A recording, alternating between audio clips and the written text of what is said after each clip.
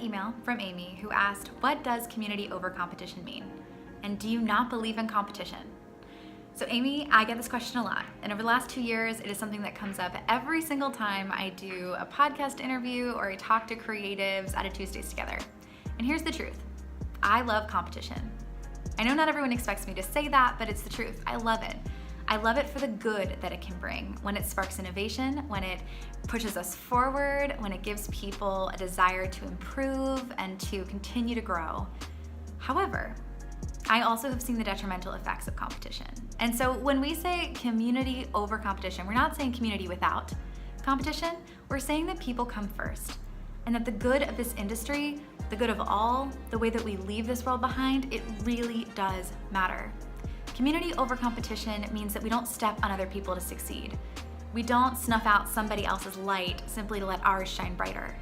What it means is that we elevate the voices of those around us, that we seek camaraderie, that we join hands and forces as we step forward into the next generation and into the way this industry can and should be tomorrow. I think that one of the biggest things that we struggle with is we live in a world where we are online all the time and we're experiencing competitive aspects of business through a lens of social media, through comparing ourselves to other people on the internet and feeling envious or jealous when we perceive another business succeeding and our own business failing. When a lot of that can be changed simply by building community. I mean true community. Sitting down with people, sharing a cup of coffee, having a glass of wine, getting to know them, getting to hear their struggles. You might be surprised that sometimes those people who are your biggest competitors can also become your biggest allies. They can become a support system for you. They understand what you're going through like no one else. And when you do forge those relationships and you do take the time to really get to know people and you invest in their business too, it might just surprise you how it comes right back around. There's something truly powerful about this movement and about the idea of being good to people simply because it's the right thing to do. I think that there's something here. And I'm really excited about the fact that over the last 2 years, we've been pushing this forward and we've been trying our very best to grow this on the local level in over 400 cities now around the world. This isn't a fantasy.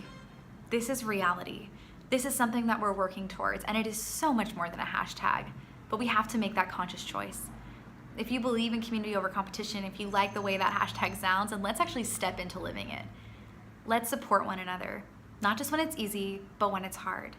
Let's look for ways to have each other's backs, to come together as a united front, to support people because they deserve it. I think there's something to this that so often gets lost in the day-to-day shuffle of using that hashtag.